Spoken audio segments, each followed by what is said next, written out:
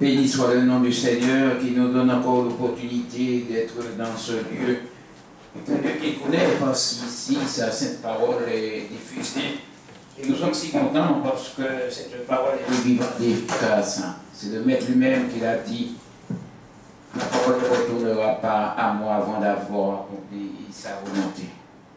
Merci au Seigneur pour ce qu'il est, pour ce qu'il fait, pour chacun de nous. Nous sommes heureux, nous sommes contents, nous sommes dans la joie et ce matin encore nous voulons nous réjouir de la présence du Seigneur. Sans lui, nous ne pouvons absolument rien faire. C'est une affirmation de lui-même de dire sans moi, vous ne pouvez rien faire. Et bien, puisque nous le savons, nous allons nous incliner pour rendre grâce à ce Dieu merveilleux qui dispose de toutes choses et qui, par son esprit, contrôle toutes choses. Mon doux Seigneur, je me réjouis pour l'opportunité que tu nous accordes de pouvoir travailler pour la gloire de ton nom, sous la direction du Saint-Esprit. Cher Saint-Esprit, le Maître a dit que c'est toi qui nous conduiras dans toute la vérité. Merci de nous aider à soumettre notre esprit à toi. Merci de conduire, de guider nos cœurs, de diriger nos paroles et de contrôler ce moment qui est pour la gloire du Maître. Merci pour les auditeurs et les auditrices que toi-même tu as disposés pour entendre favorablement, être nourris, enseignés dans la révélation de ta parole ce matin, tu nous fais du bien. Je te rends grâce, je te bénis, mon Dieu, pour ton serviteur, le prophète Samuel. Merci, mon Dieu, pour ta servante Tania. Merci pour ta servante Miguel. Et ensemble, Seigneur, merci de nous trouver dans l'unité devant toi. Je te porte, Dieu, là, tu écoutes, et que ta grâce, mon Dieu, nous accompagne. Et ta présence, mon Dieu, nous fait du bien. Je te bénis et te glorifie, Père, dans le beau et précieux nom de Jésus. Amen. Amen. Merci Seigneur. Alors que le nom du Seigneur soit béni, que son nom soit glorifié. Un grand bonjour à chacun de vous qui êtes là. Merci. Que le nom du Seigneur soit béni. Et je vais également saluer les auditeurs et les auditrices qui certainement sont en grand nombre à nous écouter parce qu'ils aiment cette radio. Dis-toi bien, mon cher frère, mes soeurs, il y a des milliers de personnes à l'écoute parce que cette radio, par ces émissions, leur font beaucoup de bien. Alors ce sont des abonnés. Alors nous vous saluons dans le nom de Jésus et vous disons de rester à l'écoute. Vous serez forcément bénis parce que la parole de Dieu est destinée pour notre instruction, pour nous faire du bien. Nous avons ce matin avec nous une sœur qui est une habituée de cette émission, notre sœur, la servante du Seigneur, Miguel. Bonjour Miguel. Bonjour Pasteur Prudent. Ça va? Très bien avec la grâce du Seigneur. Béni soit le Pasteur Siobhan et à tous ceux qui nous écoutent. Béni soit le nom du Seigneur. Et voir que tu pétilles, il y a forcément quelque chose qui envahit ton cœur. Ah si, c'est l'amour du Seigneur. Il faut. C'est l'amour du Seigneur qui envahit mon cœur. Voilà, c'est ça. Donc le Seigneur, il m'a sauvé. Il a mis son amour dans mon cœur. Et cet amour me pousse à l'aimer chaque jour, à vouloir me rapprocher plus près de lui. Je pensais que c'était le gourou que tu avais touché, puis cela t'apportait une joie débordante, mais tout gourou ici-bas, c'est pour un temps. Tout à fait. Oui. C'est la joie de l'Éternel qui est ma force. Il faut. C'est la joie du Seigneur qui est ma force. Merci Seigneur. La joie du Seigneur est ta force, tu dis. Merci Seigneur. Il y a également à l'extrémité notre sœur Tania. Bonjour ma sœur. Bonjour apôtre.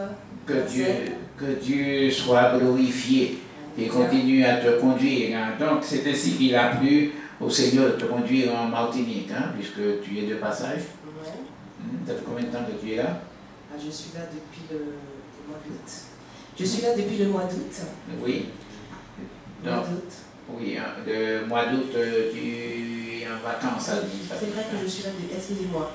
C'est vrai comme nous sommes rencontrés le mois d'août, et c'est ce qui est sorti de ma bouche, mais je suis en vacances depuis le mois de juillet. Depuis le mois de juillet. Oui. Béni soit le nom du Seigneur. Donc, tu es en métropole. Oui, j'habite en métropole. Et ça fait combien de temps que tu es revenu en Martinique? Que tu n'étais pas venu en Martinique? 3 ans. 3 ans. Et quel changement as-tu trouvé? Le changement, j'ai pas vu beaucoup de changements, malheureusement. Parce que c'est ton pays, il faut que tu t'en occupes, il faut que tu regardes, il faut que tu mesures. Quelque chose qui a dû bouger au point de vue spirituel. Amen. J'espère, en tous les cas. J'espère. J'espère que ça a changé dans le cœur des pasteurs. Puisque la dernière fois, on avait eu l'occasion de parler sur les pasteurs en ce qui concerne l'unité. J'espère que le Seigneur a touché un grand nombre de pasteurs pour entrer dans cette obéissance et dans cette soumission que le Seigneur attend d'eux. Et tu leur reproches quoi, les pasteurs? Aujourd'hui? Tu leur reproches quoi, les pasteurs? Qu'est-ce que tu voudrais qu'ils fassent? Est-ce qu'il y a qui cloche? Aujourd'hui, le Seigneur désire que les pasteurs, les membres, les autres, les ministères puissent rentrer à leur place. Que chaque ministère qu'il a établi dans son corps puisse prendre sa place.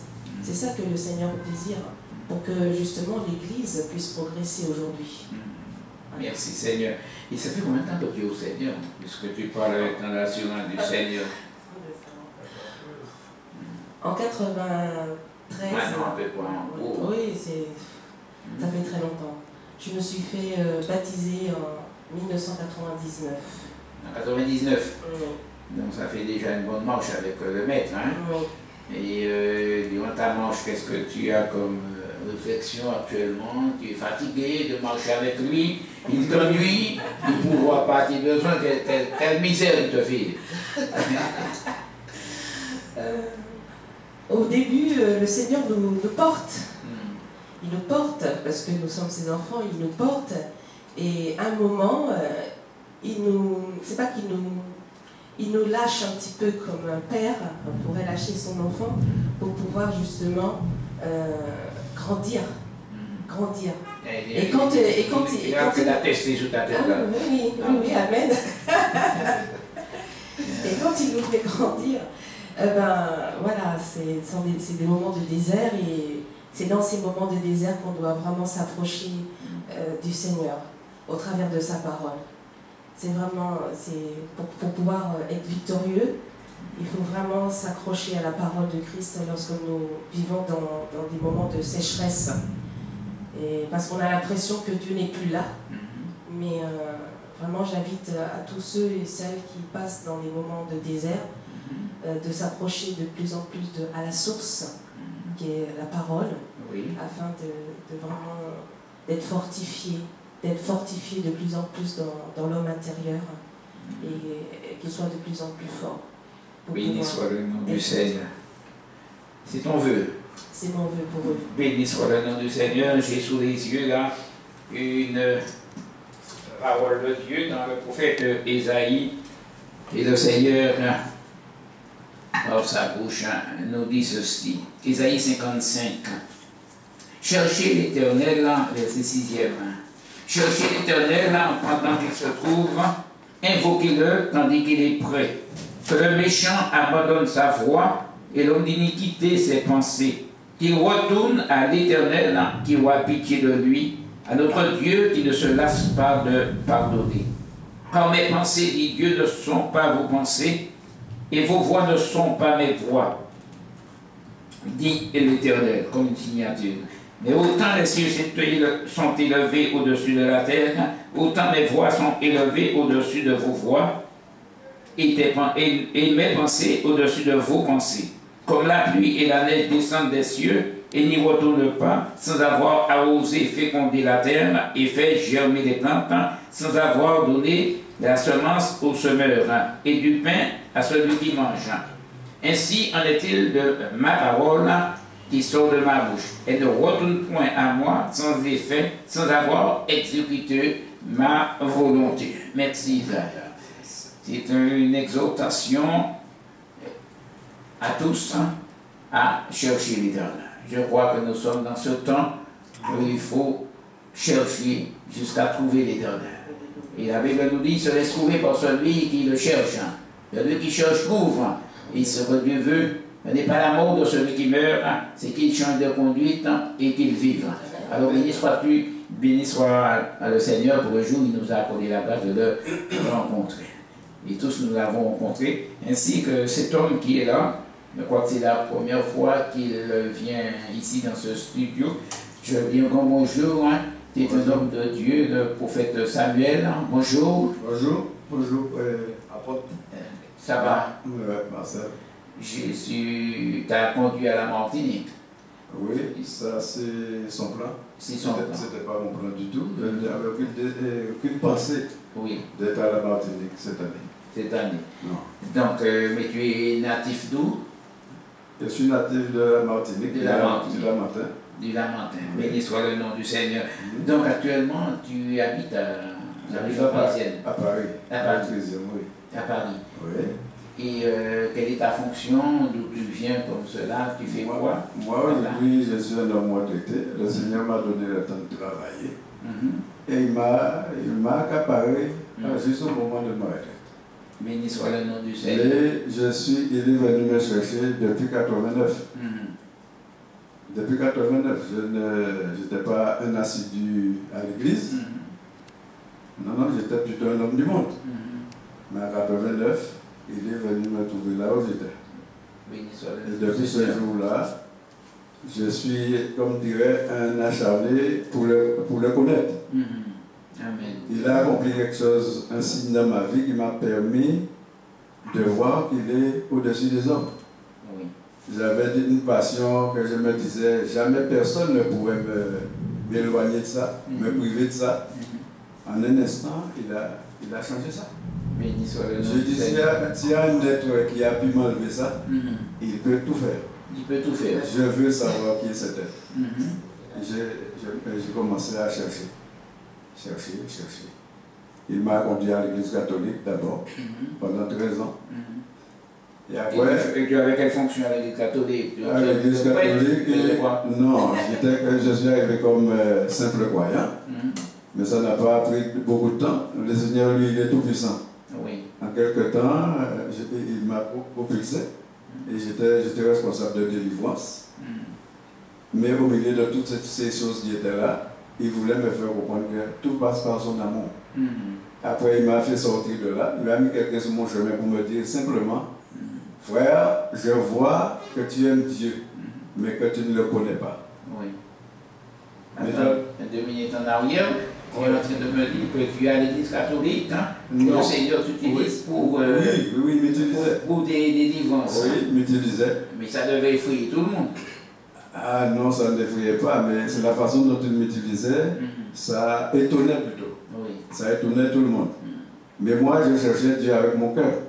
Je ne cherchais pas Dieu dans des images, non, je cherchais Dieu et par la foi. Il regardait à mon cœur.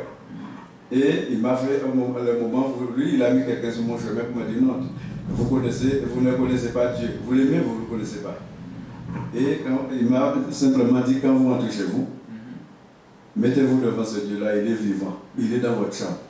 Et posez-lui la question, est-ce que vous êtes dans le vrai chemin? Je suis rentré, j'ai posé la question, Seigneur, si tu es vraiment vivant, montre-moi dans quel chemin je suis. Il m'a envoyé pas à pas dans sa Bible. Le Saint-Esprit, je ne le connaissais pas bien, mais il est venu pour me diriger. Va lire ça. Va lire le psaume 135. Va lire Isaïe 44. Va lire Jérémie 10. Et après, quand j'ai lu Jérémie 10, j'étais convaincu que j'étais dans la mauvaise voie. Comme je faisais la délivrance des gens, tous les gens qui allaient à Lourdes m'apportaient des vierges, des crucifix, tout ça. En lisant Jérémie 10, j'ai sorti le marteau, j'ai été chercher 2 grandes boîtes et j'ai cassé tout. J'ai dit si c'est pas bon pour moi, c'est pas bon pour les autres. Non, je ne vais pas jeter à la poubelle, je vais tout briser. J'ai cassé les vierges, j'ai enlevé tous les Jésus qui étaient, les statues qui étaient sous les croix, je les ai enlevés. Mais tu étais tout seul? J'étais tout seul. Parce que s'il y avait un public, ce serait non, il n'y avait pas. Oui, mais j'avais un ami. Oui. J'avais un ami catholique à invétéré. Oui. Il est venu une première fois, il a vu que j'avais enlevé les vierges. Oui. Il n'a rien dit. Mais il est revenu la seconde fois, quand il a vu que j'ai enlevé les statues sur la croix. Il m'a dit, frère, l'autre fois je suis venu, j'ai vu que tu as enlevé Maman Marie, je ne t'ai rien dit. Mais là, tu as enlevé Jésus. Le diable t'a emporté. J'ai dit, mes frères, aujourd'hui là, le Jésus que je te parle est vivant. Il n'est plus crucifié. S'il est crucifié, il ne peut pas me sauver. Oui. Il ne peut pas se sauver lui-même. Il est vivant, il est au ciel, à la gloire de Dieu. Non, non, il veille sur moi aujourd'hui. Non. Alors il a accueilli, il a résisté, mais aujourd'hui, lui aussi, il a abandonné ses... Amen. Il a pris la parole. Il met la parole en pratique. Et je suis devenu, depuis ce jour-là, un homme qui cherche son Dieu à travers sa parole. C'est vrai, quand on agit, souvent, c'est par aveuglement, par ignorance, c'est parce qu'ils ne connaissaient pas, ils ne voyaient pas encore. Mais maintenant, nos yeux voient et on est différent. Mais c'est pour ça que j'ai dit que je suis le Seigneur par sa parole, mais lui, il regarde dans nos cœurs. Parce que quand tout ça s'est passé, je lui ai posé la question. J'ai dit, mais comment ça fait-il? Quand j'ai prié pour les gens, je présentais la Vierge, tu les délivrais. Il m'a répondu, parce que tu étais dans l'ignorance, je regardais à ton cœur. Je t'exauçais parce que je voyais l'amour que tu avais pour moi. Et après, j'ai dit, c'est pareil pour les crucifix. Il m'a dit, non, c'est parce que tu étais dans l'ignorance. Je voyais l'amour que tu avais. Et j'ai compris cette chose et ça m'a apaisé. Et non, Dieu nous regarde au cœur. Et il est patient avec nous et il nous conduit pas à pas. Pas à pas. Il nous fait grandir. Il peut sauver quand nous sommes dans l'ignorance, mais il ne nous garde pas dans l'ignorance. Il nous sort de l'ignorance. Il nous sort dans l'ignorance. Il regarde au cœur. Dieu regarde au cœur. C'est pour ça qu'on nous dit que l'amour est patient. L'amour est patient. Dieu sait ce que nous sommes. Et il nous amène pas à pas. C'est vraiment un père. Merci. C'est vraiment un père. Il regarde au cœur de ses enfants. C'est ça qu'il regarde. Ce n'est pas toute notre démonstration, notre apparence. Dieu n'a rien à faire. Il regarde une seule chose, notre cœur. C'est pour ça que sa parole dit, garde ton cœur plus que toute autre chose, car de lui viennent toutes les sources de la vie. Aujourd'hui, ma relation avec Dieu, c'est une relation de cœur à cœur. Merci, Seigneur. Je veille. Moi, ce n'est pas les gens, c'est non, ma relation avec lui, c'est une relation intime. Je veille. Il m'a demandé que mon cœur soit pur. Ce cœur-là doit être pur. Il y a beaucoup de choses que je ne comprenais pas avant. Les gens ne m'avaient pas inspiré, mais au fur et à mesure que je rentre dans sa parole, quand je disais par exemple, celui qui est en Christ ne pêche pas plus, je n'arrivais pas à comprendre. Parce que le péché était constamment dans ma vie. Mais quand j'ai découvert au fur et à mesure la parole, on me dit que rien ne se fait sans cette parole. Cette parole est venue, elle nous amène, elle est la lumière, elle est la vie, elle nous amène tout. Et je regardais encore quand Jésus nous dit, sans moi, vous ne pouvez rien faire. J'ai commencé à chercher qu'est-ce que Jésus nous a dit. Pourquoi m'appelez-vous Seigneur, Seigneur, et ne faites-vous pas ce que je dis? Aujourd'hui, je suis attentif à ce que Jésus a dit.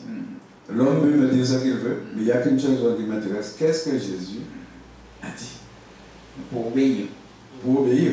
Moi, ce qui m'intéresse, c'est une seule chose, il faut que je sois en harmonie avec sa parole. Amen. Puisqu'il me dit sans la parole, rien ne se fait. Il m'a donné la clé. Et cette parole, hein, c'est toujours ce livre que tu tiens. Ce livre que je tiens, mais... Tu n'as pas d'autre support, tu n'as pas d'autres livres. Je lisais beaucoup de livres d'hommes avant. Mais il s'est passé quelque chose. Le Saint-Esprit que nous parlons, assez souvent, nous ne le connaissons pas. Cet être-là, il est très sensible. Il est très sensible. Et lui, il agit dans nos vies à travers la parole. Une personne qui aime la parole, qui aime l'évangile, le Saint-Esprit viendra toujours à sa rencontre. Moi, je lisais la parole. Un jour, il m'a amené dans Ephésiens 6. Et il m'a dit, lis. Je commence à lire. Et arrivé, je lis l'épée de l'Esprit, qui est la parole de Dieu. Il me dit, relis encore une fois. l'épée de l'esprit, qui est la parole de Dieu. Lis encore. L'épée de l'esprit, qui est la parole de Dieu. Il dit, est-ce que c'est ton épée à toi? Il dit, non, c'est ton épée. Et mon épée, c'est quoi? La parole. Et il m'a dit, alors, applique-toi. Chaque fois que tu touches à cette parole, moi, je viens vers toi. Dès que tu touches à cette parole, je viens vers toi. Et il m'a appris à ce moment-là, il m'a dit, voilà, tu as la Bible dans tes mains. Il a commencé, il m'a dit, regarde, est-ce que tu peux l'utiliser comme il faut? Sans moi, est-ce que tu peux l'utiliser cette Bible sans moi? Il dit, non. Explique. Il dit, voilà. Aujourd'hui, les hommes prennent la Bible, ils sont en train de vouloir se remplir des choses inutiles. La Bible, il y a l'Ancien Testament, il y a le Nouveau Testament. Mais l'Ancien Testament, c'est un livre de souvenirs pour ceux qui craignent Dieu. Il m'a dit, tu n'es pas juif. Il dit, non.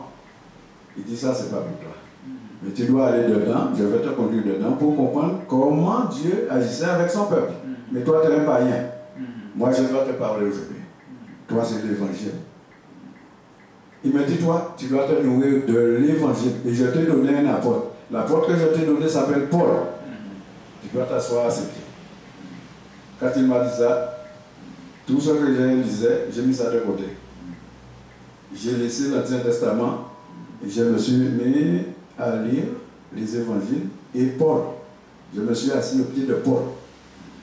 Et je commençais à découvrir, Paul dit, je suis l'apôtre des païens. Je suis là pour amener tous les païens à l'obéissance de la foi. Et aujourd'hui, il m'a amené dans un verset, c'est le verset Matthieu 22, verset 29, qui dit, Jésus nous dit, alors, ouais, Jésus nous dit, vous êtes dans l'erreur parce que vous ne comprenez ni les Écritures, ni la puissance de Dieu. Et là, je me suis arrêté, j'ai regardé, j'ai dit, mais à qui il parle? Et j'ai regardé, il parlait à ceux qui dirigeaient la maison de Dieu. Il ne parlait pas à n'importe qui. Et le Saint-Esprit m'a fait comprendre aujourd'hui, il faut, quand il vient, quand il lit, il faut regarder qui est l'orateur et qui sont les auditeurs. Il faut faire très attention. Ok? Gloire à Jésus. Oui. Qui est l'orateur et qui sont les auditeurs. Et il m'a expliqué quelque chose qui est très important, qui a été très important pour moi. C'est que c'est en lisant les évangiles qu'on est sanctifié. On prend le temps d'amener les gens à lire l'évangile, à creuser dans l'évangile, creuser dans l'évangile, creuser dans l'évangile. À ce moment-là, le Saint-Esprit amène la personne à la sanctification. Et à partir de là, la personne peut aller dans les épîtres. Mais aujourd'hui, nous sommes en train d'amener des gens dans les épîtres. Les gens ne sont pas prêts, ils ne comprennent rien. On est en train de les... C'est comme si on prend des enfants de cours préparatoires, on veut leur apporter le programme déjà des gens qui sont à l'université. Ils ne comprennent pas parce que ces gens ne sont pas sanctifiés. Ces gens ne sont pas sanctifiés. C'est l'évangile qui amène les gens à la sanctification.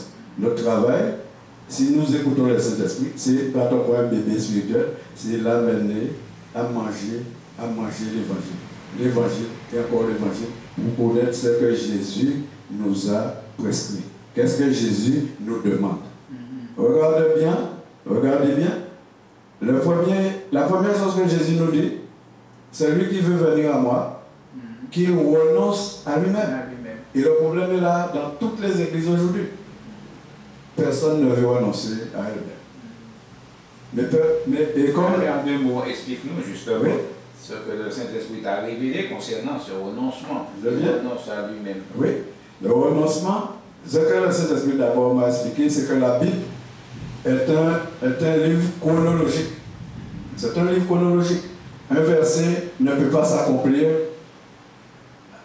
Si le premier verset n'est pas accompli, le deuxième ne s'assurera pas. Regardez bien ce que Jésus dit. Il dit, celui qui veut venir à moi, qu'il renonce à lui-même. Et qu'il prenne sa croix. La personne qui ne renonce pas à elle-même ne peut jamais Prendre sa croix. Elle ne cherchera jamais à crucifier sa chair. La croix, c'est pourquoi? C'est pour crucifier la chair. Elle ne pourra jamais faire ça. L'orgueil, la vanité, la jalousie, l'envie, l'égoïsme l'empêchent de faire ça. Renoncer à soi-même, c'est de refuser de marcher par notre tête. Parce que la parole de Dieu est claire. Dieu a regardé les pensées de l'homme. Elles sont toutes vaines. Si cet esprit m'amène à comprendre qu'il me dit toutes tes pensées sont vaines, comment ne les utilise pas? Elles sont vaines. Tu vas aller dans le mur. Et Jésus, lui, nous a donné la clé. Si nous lisons les évangiles, on arrive à Jean 14, verset 26, c'est marqué, le consolateur, quand il viendra, il vous enseignera toutes choses. En Jean 16, verset 13 et 14, il nous dit bien, il vous conduira dans toute la vérité. Il ne parlera pas de lui-même, mais il vous rappellera tout ce que je vous ai dit. Il nous a donné la clé. Mais est-ce que nous mettons cette clé-là dans la bonne porte? Est-ce que nous avançons comme Jésus? Et pourquoi? Et c'est pour ça qu'il dit, pourquoi m'appelez-vous Seigneur, Seigneur, et ne faites-vous pas ce que j'ai dit? Aujourd'hui, quand le Saint-Esprit m'a amené dans cette clé, il m'a dit que le Saint-Esprit m'enseignera toutes choses. Pour moi, c'était une grande ouverture. Toutes choses. Il ne m'a pas dit que ce sont les choses spirituelles. Il m'a dit toutes choses. Je me suis mis à chercher comment me soumettre au Saint-Esprit. J'ai trouvé le verset qui dit humiliez-vous sous la main puissante de Dieu, afin qu'il vous élève autant qu'on veut là. Et à partir de là, il dit déchargez-vous sur lui de tous vos soucis et lui-même prendra soin de vous.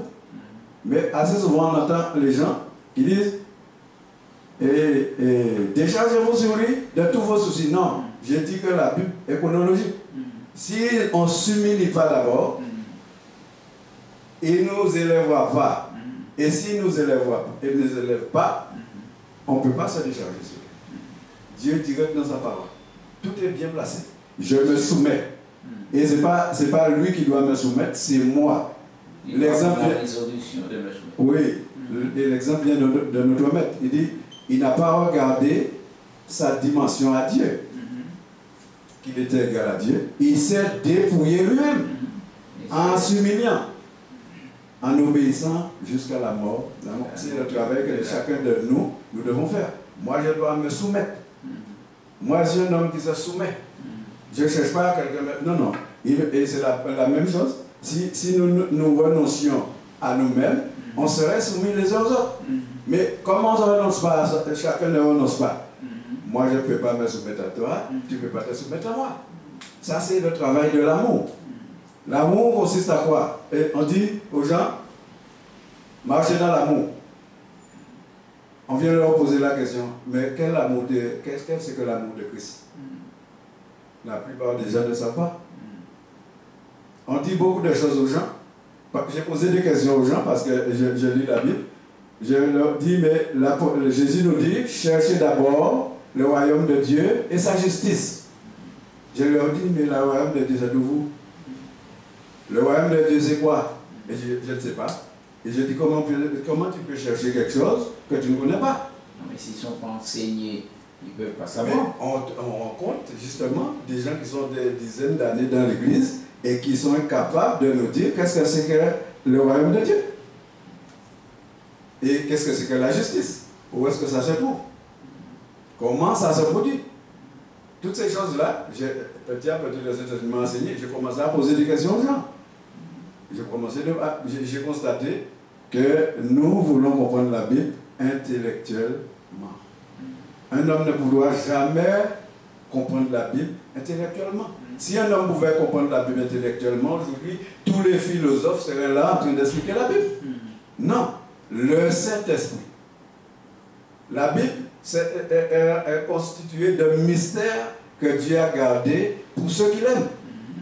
Il révèle ça aujourd'hui à travers le Saint-Esprit à ceux qui l'aiment. Dieu regarde toujours l'amour. La première chose que le Saint-Esprit m'a appris, il m'a amené dans le premier commandement. Il m'a dit, lis. J'ai commencé à lire. Tu aimeras ton Dieu de tout ton cœur, de toute ton âme, de toute ta force et de toute ta pensée. Et deuxième, ton prochain comme toi-même. Il m'a dit, tu l'as lu, tu as compris. Mais moi, j'entendais une seule chose, j'entendais, tu aimes ton Dieu. Il m'a fait lire 3 fois. J'entendais toujours dans ma tête, tu aimes ton Dieu. Le tout, là, je ne m'arrêtais jamais sur le tout. Il me dit après, tu as vu ce petit mot? Tout. Je suis un homme aujourd'hui qui s'arrête sur tous les mots. Détails, oui. Il m'a arrêté sur ce mot. Est-ce que tu as vu ce petit mot-là? Tout. Il m'a dit le tout. Si tu aimes Dieu de tout ton cœur, est-ce qu'il y a de la convoitise chez toi? Il dit, ah non. Je l'aime de tout mon cœur. Si tu aimes Dieu de tout ton cœur, est-ce qu'il y a de la jalousie? Et après, si tu l'aimes de toute ton âme, est-ce que tu marches par ta tête? Est-ce que tu marches par tes émotions? Est-ce que tu marches par tes sens? Est-ce que tu marches par ta volonté? Il m'a posé ces questions. Si tu l'aimes de toute ta force, tout ce que tu as comme force, tu vas chercher ton Dieu. Béni soit le nom du Seigneur. Tu nous parles avec tellement d'assurance, de conviction. Je voudrais bien aimer que les milliers d'auditeurs qui nous écoutent soient un petit peu plus éclairés. Parce qu'il t'a dit, explique-nous comment ta relation avec Dieu, c'est une voix que tu entends, c'est un ressentiment dans ton cœur, ta collaboration avec lui, ça se passe comment? Explique-nous ça un petit peu. Il faut comprendre que si Dieu nous a créés, il nous a donné une possibilité de communiquer avec lui. Il nous a donné un esprit, une âme, dans une enveloppe qui est un corps. À notre esprit. Notre esprit, les intellectuels, eux, pour l'esprit, c'est l'intelligence. Non. On a un esprit en nous. Et quand les autres esprits s'adressent à notre esprit, la chose est claire et nette. Il n'y a pas de voix, il n'y a pas de voix. C'est là, on sait que c'est là, et on sait que ça ne vient pas de nous, et c'est présent en nous. C'est clair et net. Et à force de marcher avec quelqu'un, on connaît son comportement. Aujourd'hui, quand l'esprit me parle, je n'ai pas besoin de me poser des questions, je sais que c'est lui. Il n'y a aucun problème de ça. Mais au début, c'était difficile. Je voulais comprendre, et il n'y avait personne pour m'expliquer. Ça a pris du temps. Il me révélait des choses, je ne savais pas comment me comporter. Mais au fil du temps, c'est comme un enfant, on tombe, on se relève, on tombe, on se relève, on tombe, on se relève. Mais et ça ferme. Et ça ferme. Et aujourd'hui, on reste debout. Ah oui, on reste debout. On reste debout. Et là, sur le nom du Seigneur, je m'adresse à ma soeur à côté. Et dans ce même domaine, parce que toi aussi, tu dois forcément entendre la voix du Seigneur, parce que toi, qui marche avec le Seigneur, depuis comment ça se passe, ces expériences, parce qu'il faut que les gens soient clairs dans leur cœur, dans leur pensée, intelligence, entendre la voix de Dieu. Quand Dieu te parle, comment ça se passe? Déjà, tout d'abord, le Seigneur, il commence à nous parler à travers sa parole. Et quand nous avons l'Esprit de Dieu, nous sommes attentifs à cette parole. Et il peut aussi nous parler en travers des songes. En ce qui me concerne, le Saint-Esprit me parle beaucoup au travers des songes. Il parle tantôt d'une manière, tantôt d'une autre. Voilà, tantôt d'une manière, tantôt d'une autre. Alléluia. Et aussi, le Saint-Esprit s'adresse à moi souvent par des intuitions très fortes. C'est une conviction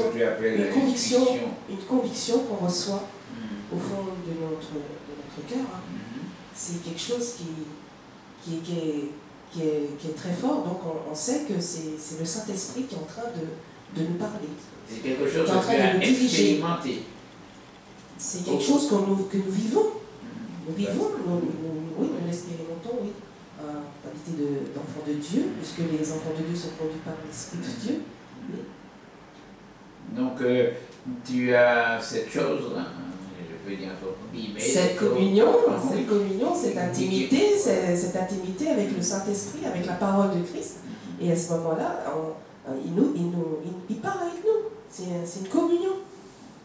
Donc, quand il te révèle ses songes, donc tu sais automatiquement que ça vient du Seigneur. Le diable ne peut pas te jouer un tour.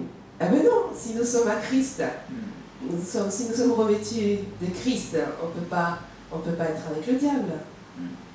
Mais non. Non, c'est pas qu'il est avec lui, mais lui, il aime assez gérer dans nos affaires. Oui, mais...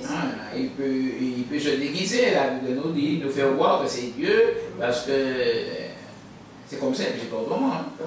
Oui, c'est vrai. Il peut être exempt d'une attaque du diable, d'un déguisement du diable, parce qu'il a tout pris nous troubler. Ben écoute, c'est une intuition. C'est une intuition très forte que ça vient du Saint-Esprit. Et l'esprit de vérité qui est en toi, il t'atteste que ça vient du Seigneur. Voilà, parce que nous sommes enfants de Dieu, nous sommes conduits par le Saint-Esprit, et il n'y a pas d'autre esprit qui nous conduise. Maintenant, si nous ne sommes pas totalement au Saint-Esprit, c'est forcément, nous avons des portes ouvertes, et forcément, l'esprit malin va vouloir nous jouer des tours. Mais l'esprit de vérité qui est en nous va nous révéler la vérité. Eh bien oui. Obligé. Avec le discernement. Obligé, parce que quand nous avons l'Esprit de Dieu en nous, il nous apporte ce discernement. L'Esprit de vérité. Et c'est l'Esprit de vérité qui habite en moi. Béni soit le nom du Seigneur. Je te vois secouer la tête, ma chère soeur. Miguel, du Seigneur, toi aussi, forcément, le Saint-Esprit doit te parler, parce que on s'arrête sur ça, parce que c'est une réalité. Et comment tu expliques que le Saint-Esprit te parle? Tu entends une voix, tu entends comment ça se passe? On n'entend pas forcément une voix, mais on a cette conviction dans le cœur, on a cette conviction profonde, et le Saint-Esprit, il a une manière d'attester des choses, et dans son cœur, on va ressentir cette profonde conviction que le Seigneur parle. Et si on n'a pas compris, il va encore répéter des choses, il va encore répéter des choses jusqu'à ce que, il va les imprimer, même dans notre esprit, je dirais. Et c'est vrai que plus on s'approche du Seigneur, plus on a une communion profonde avec lui, plus il nous parle, plus il nous révèle des choses. Et c'est vrai que j'ai entendu le Seigneur parler clairement une fois. Je me dirais, il parle, le Seigneur. Il parle. Il révèle des choses, il parle. Et c'est vrai, ce jeu, audiblement, oui, c'est vrai. Le Saint-Esprit parle audiblement. Et c'est vrai, ça fait, au début, ça fait tout bizarre parce que ça m'avait fait sursauter une fois. J'étais dans mes pensées et je parlais au Seigneur et j'entends le Seigneur qui me dit, mais suis-je un tyran? Et j'ai sursauté, je me disais, mais d'où vient cette voix? Et c'est vrai que plus on va s'approcher du Seigneur, plus le Saint-Esprit va nous parler, va nous révéler les choses. Et c'est vraiment une conviction très très très forte. Et on ressent ces choses à l'intérieur de soi, dans son, je dirais dans son cœur. C'est vraiment très fort. Voilà. Donc, non, mais c'est juste parce que le Seigneur dit, mes brebis entendront ma voix. Tout à fait. Je les connais, elles me connaissent, et elles ne suivront pas un étranger. Donc, nous devrions apprendre à entendre la voix de Dieu, connaître Dieu pour entendre sa voix, parce qu'il veut nous parler. Il veut nous parler pour nous instruire, il veut nous parler pour nous conduire dans toute la vérité. Que son nom soit béni. Je reviens à l'homme de Dieu. Et ton séjour en France, tes activités pour le Seigneur, consiste à quoi faire? Le Seigneur, il m'a révélé que j'étais son instrument. On n'est pas prophète le jour où le Seigneur nous révèle qu'on est prophète. Il dit qu'avant, on était déjà dans les entrailles de notre mère, et il nous a déjà consacrés. Le prophète, il est consacré de là. Je suis arrivé dans l'église catholique. Quand c'est tombé sur moi, je ne comprenais rien. Je ne savais pas qu'est-ce que c'est que le prophète. Je ne savais pas qu'est-ce que c'est que le Saint-Esprit. Et j'étais là assis. L'Esprit me dit, voilà, il y a cette jeune femme-là. Depuis, ça fait 7 ans qu'on lui a donné un bracelet. Et c'est par ce bracelet-là, on la tient esclave. J'appelle le berger, voilà ce que je reçois. Et dès que la parole est sortie, la femme ne pouvait plus, la jeune femme ne pouvait plus supporter le bracelet. C'est le temps qu'elle a. Mais toutes ces choses, après, il me dit, il y a quelqu'un là qui souffre tellement, et voilà, et cette personne va se mettre à crier. Je dis ça, j'ouvre la bouche, la personne se met à crier. Elle explose. L'église catholique, ça se oui, déjà, c'est pour ça que je dis un prophète. Non, c'est personne qui consacre un prophète, c'est Dieu lui-même. Il dit, tu étais dans le ventre de ta mère, je t'avais déjà consacré. C'est pour ça qu'il ne faut pas... Moi, la parole, je ne joue pas avec. Non, l'homme dit, il fait tout ça aussi, machin, mais moi, la parole, je cherche à comprendre. Je cherche à comprendre ce que dit la parole. La parole dit, tu étais dans le ventre de ta mère, dans le sein de ta mère, je t'avais déjà consacré. Un prophète. Il a dit ça. Oui, oui, mais c'est général, ceci. Mais moi, je l'ai expérimenté. Puisque personne ne m'avait consacré, il m'utilisait. Et du coup, comme je ne comprenais pas comment ça fonctionne, j'ai eu des craintes. Et des fois, je devais aller à l'église, je n'y allais pas. Parce que je dis, je ne contrôle pas cette chose, je ne comprends pas cette chose, personne ne peut m'expliquer. J'étais embarrassé. Et au fil du temps, l'Esprit de Dieu m'a fait comprendre que j'ai pris de l'assurance, à savoir que ce qui se sort de moi n'est pas de la chair, n'est pas du diable, mais de Dieu. Je suis son instrument. Et au fil du temps, il m'a guidé. Et mais il m'a fait vivre des choses terribles. Mais avant que tu sois prophète, et puis comment c'est arrivé que tu sois prophète, comment tu as découvert ce ministère que tu as, parce que ça fait partie des 5 ministères. Oui. Il y a le docteur, l'apôtre. Oui, mais c'est au fil du temps, ça se découvre au fil du temps. Bon, il a commencé à me demander des choses. Et un prophète, c'est un messager, il vit la chose avant d'aller la dire. Il vit la chose avant.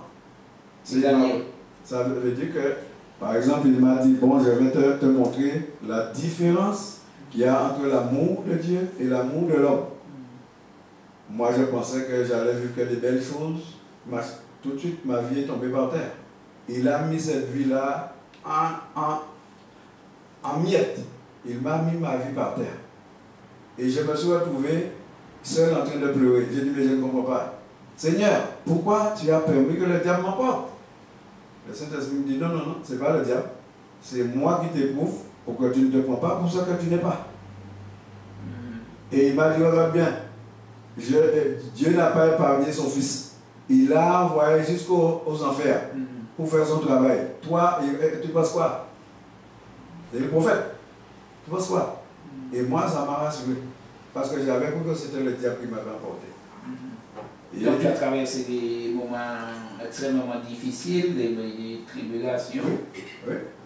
Et il t'a conduit dans le désert. Il m'a conduit dans le désert pour me parler au cœur. C'est une histoire de cœur à cœur, de tête à tête. Il m'a conduit dans le désert. Et là, je ne comprenais pas. Il dit, mais tu m'as parlé d'amour et l'amour. Il dit, mais je te montre quelque chose. La personne qui vient de te jeter dehors, c'est ta femme. Est-ce que ce n'est pas elle qui devait t'aimer, qui devait te soutenir? Est-ce qu'elle n'est pas jetée dehors? Eh bien, parce qu'elle pratique l'amour de la chair, l'amour humain. Et il dit, est-ce que moi je t'ai rejeté? Est-ce que c'est l'amour de l'homme que je pratique envers toi? Je suis là avec toi, mais je suis en train de te montrer. L'amour que ta femme devait te porter, elle ne l'a pas. Elle a l'amour de la chair. Et si elle n'accepte pas d'être remplie par moi, elle ne pourra jamais te donner cet amour-là que moi je te donne. Et il m'a montré la différence. Aujourd'hui, j'aime les gens. Et il m'a démontré que toi, tu veux parler de moi, mais toi, tu n'aimes pas les gens. Toi, tu n'aimes pas les gens. Il m'a amené. Il m'a dit non, tu peux faire tout ce que tu veux. Si moi, je ne te remplis pas, tu ne peux pas communiquer cet amour-là. Et il m'a amené. L'amour est répandu dans le cœur par le Saint-Esprit qui nous a été donné. Et alors, donc, le Seigneur impose que tu appliques un convaincu de Christ. Exactement. Aujourd'hui, je sais. Ne soupçonne pas le mal, l'amour. Mais il y a 1 Corinthiens 14, le verset 1. Il y a. Non. Il dit recherchez l'amour. Point. Il y a un point. Il m'a dit regarde, il y a un point. Si tu ne trouves pas l'amour, le reste, c'est nul. Une personne qui n'a pas reçu cette dimension d'amour ne sert à rien à Dieu. Rien du tout. Il est efficace. Non, pour être efficace à Dieu, pour être agréable à Dieu, il faut que son amour nous remplisse. Et comment son amour nous remplisse? C'est quand nous pratiquons sa parole, l'évangile de Christ. Si vous gardez mes commandements, vous demeurerez dans mon amour, comme moi j'ai gardé les commandements de mon Père et que je demeure dans son amour. Tout est question. Je ne peux pas prier pour quelqu'un si d'abord je ne l'aime pas. Je dois lui communiquer mon cœur. Si je lui communique mon cœur, je crie à Dieu, Dieu automatiquement va venir à son secours. Mais Dieu regarde, si je ne l'accueille pas dans mon cœur, non, Dieu ne peut pas exaucer cette prière. Et aujourd'hui dans l'église, la personne a déjà raisonné sur l'autre et elle veut prier. Tu vas prier pour qui? Non, c'est ton cœur que Dieu veut. C'est ton cœur. Moi, je donne mon cœur. Il n'y a pas de plus grand amour que de donner sa vie pour ceux qu'on aime. Non, j'ai appris à aimer les gens. J'ai appris à aimer les gens. Et je continue. Je remercie le Seigneur aujourd'hui de m'avoir permis de toucher cette dimension d'amour. J'aime les gens. Quand je vois quelqu'un qui souffre, moi, je ne peux pas rester insensible. Ce n'est pas possible. Je suis là pour leur demander, Seigneur, mais pourquoi tu m'as permis de la rencontrer? Pourquoi tu m'as mis sur son chemin? Seigneur, fais quelque chose. Et il n'y a pas de hasard avec Dieu. Si on est un instrument de Dieu, le Saint-Esprit va toujours nous diriger là où il y a un besoin. Un homme de Dieu, une femme de Dieu, tu es dirigé là où il y a un besoin. Dieu n'a pas de temps à perdre. Il ne va pas te conduire là où on perd son temps. Il dira acheter le temps pour l'autre. On n'a pas de temps à perdre. Non. C'est pour ça qu'aujourd'hui, nous devons être efficaces. Nous devons conduire les gens là où le Seigneur les attend. C'est là qu'il les attend. C'est là que nous devons les amener. Et si nous prenons le temps de nous laisser conduire par l'Esprit, une personne qui vit dans l'amour, il n'y a aucun problème pour cette personne de se laisser conduire par l'Esprit.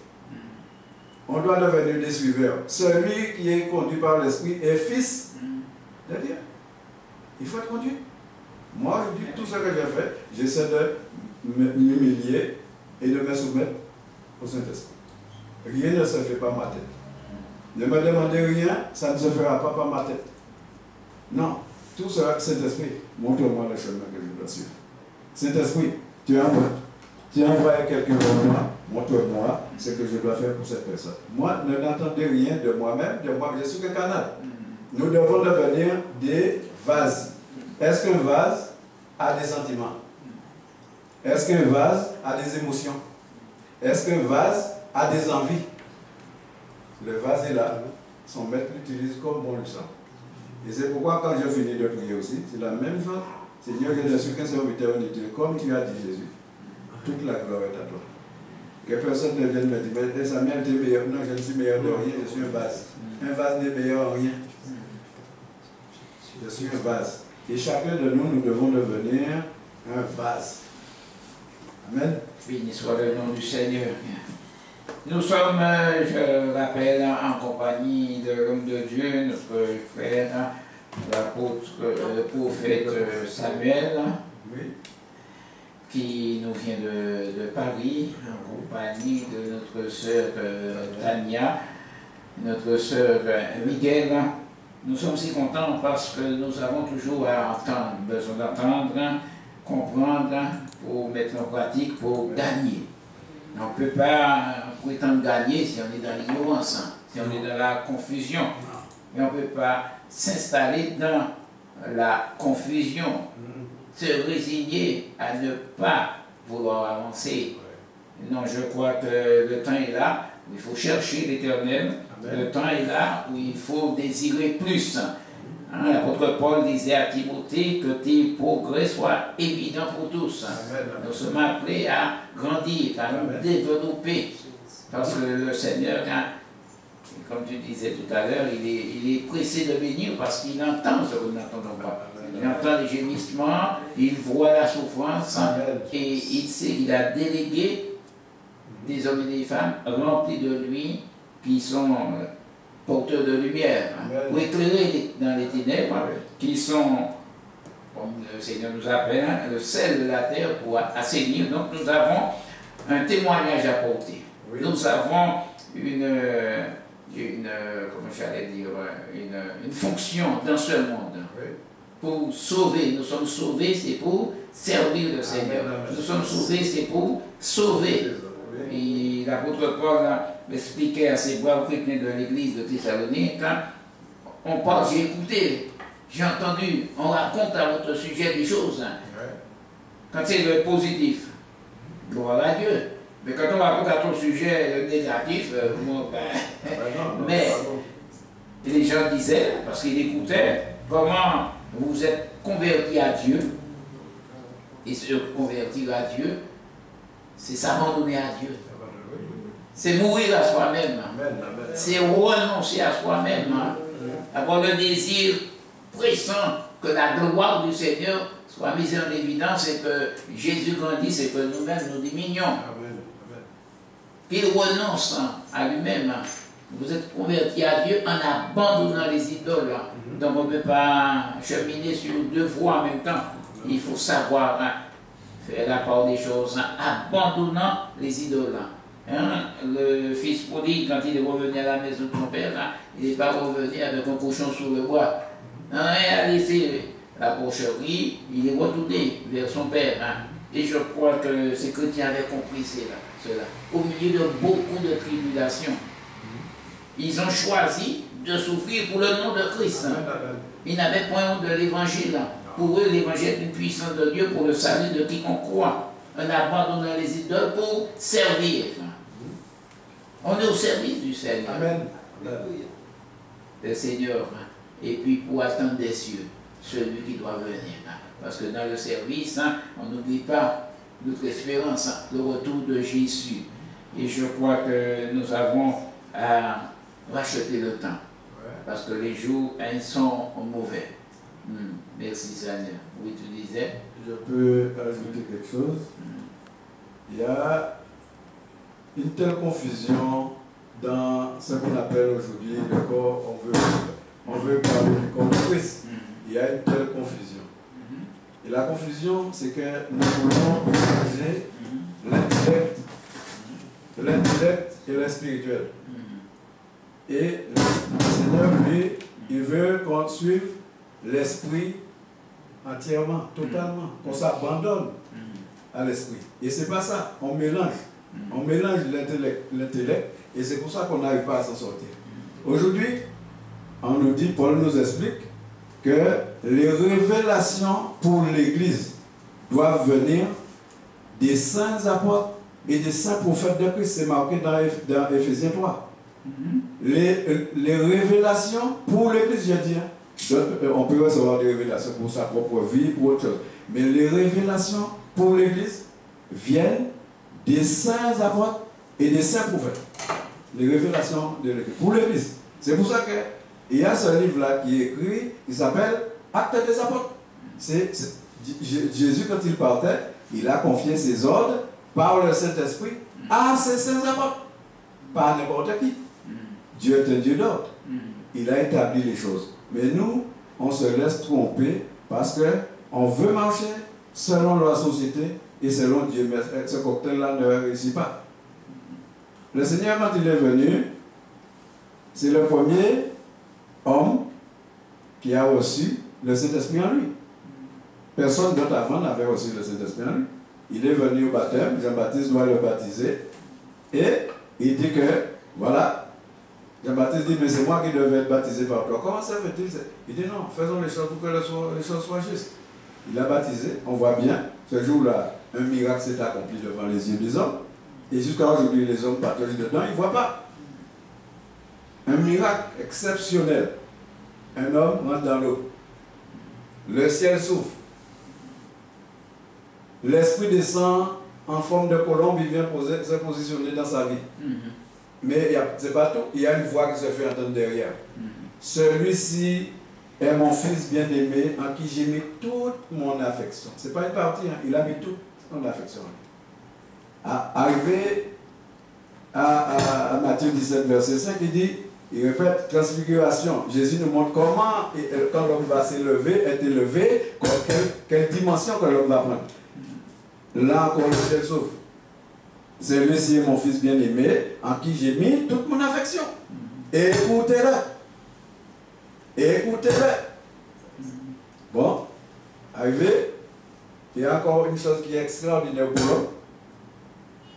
On dit que Jésus est rempli du Saint-Esprit. L'Esprit le prend, il l'amène dans le désert pour être tenté par le diable pendant 40 jours. Quel intérêt que Dieu avait jusqu'à là, il n'avait jamais permis à son fils de rencontrer le diable. Quel intérêt Dieu avait d'emmener Jésus dans le désert? Quel intérêt? C'était pourquoi Paul nous dit que toutes les écritures qui sont là ont été écrites d'avance pour notre instruction, afin que par les écritures, nous puissions recevoir la consolation et l'espérance. Bon, quand l'Esprit nous fait comprendre pourquoi Jésus a été dans le désert, mais c'était pour nous instruire, nous. Il était en train de démontrer quoi? Un homme qui est rempli du Saint-Esprit ne peut pas être trompé par le diable. Un homme qui est rempli du Saint-Esprit ne peut pas être trompé par le diable. Un homme qui est rempli du Saint-Esprit est rempli de la parole aussi. Parce que si tu n'es pas rempli de la parole, l'Esprit ne te remplira pas.